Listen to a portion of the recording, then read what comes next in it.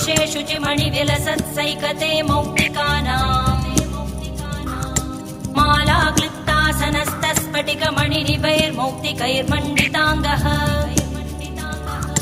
शुभ्रैरभ्रैरदभ्रैरुपरि विरचितैर्मुक्तपीयूषवर्षैः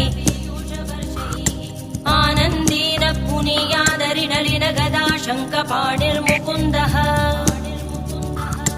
भूपादौ यस्य नाभिर्वियतसुरनिलश्चन्द्रसूर्यौ च नेत्रे कर्णावाशा शिरोध्यौर्मुखमपि दहनो यस्य वास्तेयमब्धिः अन्तस्थं यस्य विश्वं सुरनरखगो भोगि गन्धर्वदैत्यैः चित्रं रम्यते तं त्रिभुवनवपुषं विष्णुमीशं नमामि।